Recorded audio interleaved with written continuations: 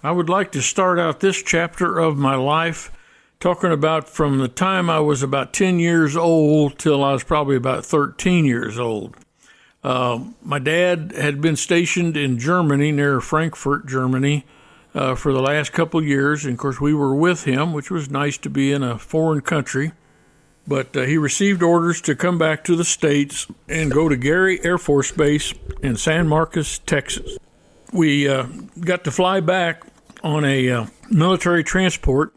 It was a C-54, if I remember correctly, and it was nice. It had passenger seats like an airliner, and a lot of the airliners were using that aircraft at that time. But we got back to New York City, and it was dreary and cold wintertime, apparently. We were walking around being tourists and looking at the different sites, and we'd walked around about 30 minutes looking for the Empire State Building. And Dad finally stopped and asked a guy, he said, "Hey, where is the Empire State Building?" And the guy said, "Look straight up." And we were standing right in front of it. Of course, we didn't know. I mean, all the buildings were tall, and all of them looked like they were, 100 stories high. So we all got a laugh out of that, and we continued walking around, and we walked by a department store window, and there was the first television set we'd ever seen. It had some kind of a program on it, and we were just amazed because we'd never seen one before. And it had, the life, it was black and white, but it had, moving people and talking and everything.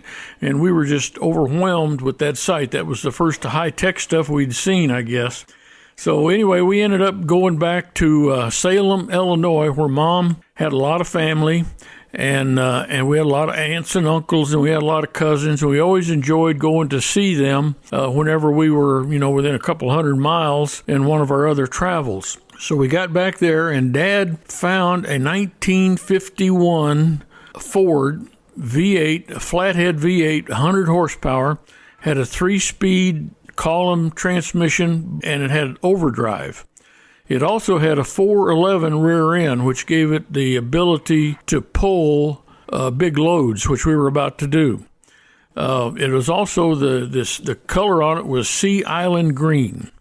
And we only got a 2-door because Mom was afraid one of us 3 kids would fall out the door if we had a 4-door. So it was kind of difficult climbing in and out of that, all 3 of us. But anyway, we managed. My Uncle Howard, who was a great welder, a professional welder, that's what he did for a living, he welded a hitch onto the back of that Ford that was stronger than the rest of the frame. And I remember a couple of hours where Uncle Howard was underneath that car welding and filing and more welding. But he did a great job. We put overload springs on it, wired it for trailer pulling, and then we said goodbye to them, and off we went to St. Louis, Missouri. In St. Louis, Missouri, there was a Spartan trailer retailer, and what the Spartan Aircraft Company had done, they built airplanes during the war. After the war, they converted it to making house trailers. And the one we bought was a Spartan Imperial. It was 42 feet 9 inches long. That thing looked like it was a mile long to all of us, but it was really a nice trailer. It was the Cadillac of the day. And so we hooked it up, and off we headed south, got down to Dallas, and somehow we got off of the truck route going through Dallas. So we ended up going right through the middle of downtown, right during rush hour. And of course, living in Germany, we weren't used to having rush hour. We weren't used to seeing that many vehicles. So it was a little scary for all of us. Dad didn't show it. Mom showed it for all the rest of us. And anyway, we got through Dallas, and we headed on south, and we ended up in San Marcos. I don't remember what happened, where we stayed the first couple of weeks, but the next thing I remember knowing was that we drove out south of San Marcos on Hunter Road, about 3/4 of a mile, and they had bought a 1-acre lot. And on this lot was about a 12-foot square wooden building and nothing else. And so Dad and I, we went out there. I remember helped him dig a septic tank, and we ran water from, I don't know where the water came from, but we got all the electricity hooked up, and everything was good and looking good. We pulled the trailer out there, and Dad jacked it up and made it all stable, and there was our new home. me and my two brothers, Perry and James, like I said, I was 10, Perry was 7, and James was 4. And we, all three of us, lived in a 6-foot by 8-foot room in that trailer. Of course, the hallway went down the middle of it, but there was a twin bed on the bottom, and that's where Perry and James slept, and there was a single bed on top, and that's where I slept. And like I say, the room was 6 feet long, so the beds were about 5'10" maybe. I remember when I'd lay in bed, my feet would hit the baseboard, and my head was right on the headboard. So, you just learn how to scrunch it down a little bit and get comfortable. But that's where we set up camp. About that time, of course, it's winter time, but down there in San Marcos, it was warm and nice, good weather. And Dad and I were talking, and he said, you ought to try some kind of sport.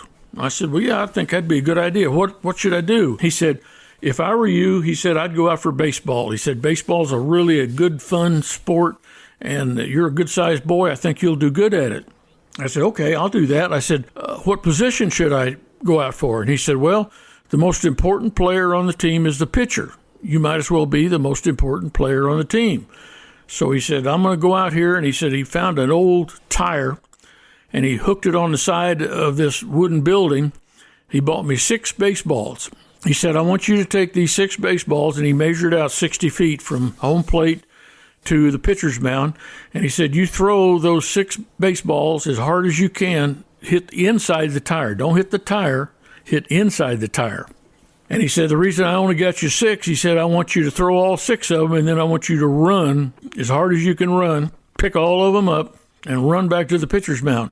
Because being a good pitcher is important, but you're also going to do a lot of running, so you need to be in good shape. So he said, that's what you need to occupy your time with. So I said, great. So for the next several days, I'm out there throwing the baseball. Of course, first several times I was throwing, I couldn't even hit the building. But after a while, I got where I could hit the building and occasionally hit the tire, and once in a long time, hit inside the tire. And I cracked some of the boards on the side of the building, and Dad got home from work and said, hey, Dad, I did something bad. And he said, what's that? So we went outside, and I said, well, I threw the baseball, and I hit the boards, and the boards broke. He said, hey, don't worry about that. He said, the boards broke because you're throwing the ball hard. That's what I want you to do, throw the ball hard. He said, when you get all done and you get all trained and everything's done, I'll replace the boards, but don't worry about them. Just break all you want. And so I just kept throwing and got a little better as time went on.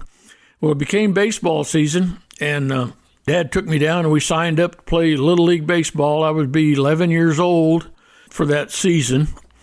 I got on a team. I think it was I'm not sure what the name of the Rotary Club, I think was the name of the team. And I didn't get to be the pitcher because the coach that we had, he said, well, this is your first year playing. He said, I don't think you're going to be a good pitcher yet. He says, I'm going to put you out in the outfield because you look like you're fast. So I was out in center field. I had a pretty good year the first year, but one of the things that kind of upped my game a little bit was we found out pretty quick that a lot of the players were Mexican kids, and they looked like they were older than 12 years old. Well, we found out that when a 12-year-old kid turned 13 or 14 and he was too old to play Little League Baseball anymore, he'd just go get his little brother's birth certificate and take it down and show it to the officials and the coach and say, hey, I'm just 12 years old. I mean, some of these kids had beards and mustaches, and they were big, 6 foot tall, 200 pounds. They were big kids. That's away from my kids. So that year, my 11th year, next to last year of Little League, I was playing with some pretty big kids. I had a good year. I don't remember what my batting average was, but I hit 3 home runs. I hit 2 of them in one night. We were doing pretty good as a team. We were playing in the last couple of games of the season, and we had won the first half of the games, and then this other team had won the second half, so we were playing a runoff to see who'd be the league champion.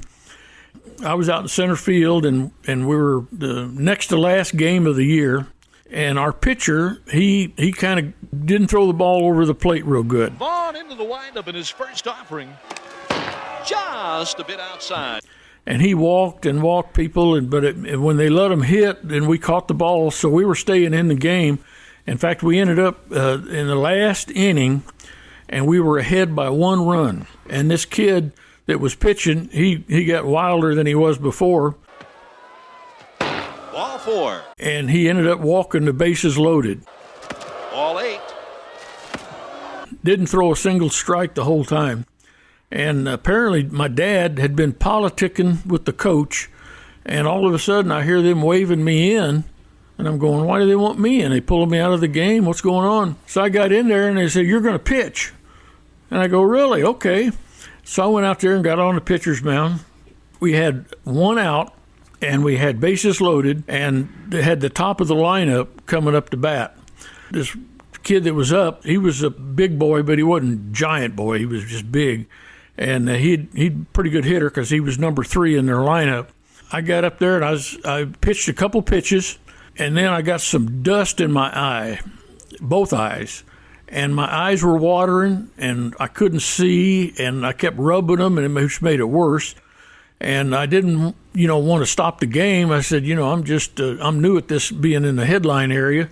So I just went ahead and said, okay, I'm going to pitch. So I got up there, and I threw and struck this kid out, but I still couldn't see. So the next guy comes up, got 2 outs, still bases loaded, and this next kid comes up, and he is the home run king of the league, and he'd hit the ball every time he got up and always scored a lot of runs.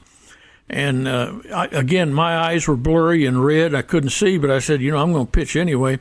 So I just reared back, and I threw 3 straight strikes and struck the kid out. And I couldn't see him. I couldn't see the catcher. I couldn't see the umpire. But something guided those balls in to make them strikes. We struck them out, and we won the game. We finished up there, and the next thing happens, we got reassigned. We got an announcement that they had closed Gary Air Force Base, which was confusing because we hadn't been there but about a year, and the base was brand new. They had just built 200 new Capehart base housing, which was a pretty nice base housing. And I remember Mom and Dad saying, well, it looks like we'll be here for quite a while because they just built 200 new base houses, and they're not going to close the base that they do all this kind of spending all this money on it. But sure enough, we got reassigned. So when the base closed, Dad got reassigned to Reese Air Force Base in Lubbock, Texas, which is only about a 7-hour drive from where we were, so that wasn't too bad. And so we got up to Lubbock. There was the base itself was probably about 15 miles outside of Lubbock, and there was no little town anywhere near it. There were no trailer parks. And so Dad had worked out a deal with a cotton farmer right next to the base, and I guess he told the cotton farmer, he says, if you let me move my trailer on here, I'll run the water off your irrigation water, and I'll dig my own septic tank, and we'll run a pole down here for electric power. And the guy said, well, that'd be great. He said, in fact, you do all that stuff, I'll give you credit off your rent for the lot, so it really won't cost you that much except what you're going to put in yourself. So we did that. In fact, Dad built a little 6x6 aluminum building on right beside the trailer to put all the stuff we couldn't fit in there. And we hadn't even finished getting everything in there and all set up, and they told us we could move on to the base housing. So I don't know how financially that worked out for everybody at the end, but we moved on to the base, and it was really nice base housing. It had nice trees and nice trailer park, and real clean, and so we enjoyed that. It was right next to the base hospital, in case we ever needed it. And there was a few occasions we did need it because they had a lot of tornadoes out there, which we weren't familiar with. But every time there was a tornado, they would load up the altitude chamber with all of us dependents, and so we could hide in there in case the tornado hit the trailer park. It wasn't very comfortable because it was not that big of a room, and they tried to pack 100 people in there, or however many it was. But we got through that, and like I say, moved on to the base, and everything was good. We were happy that we were there.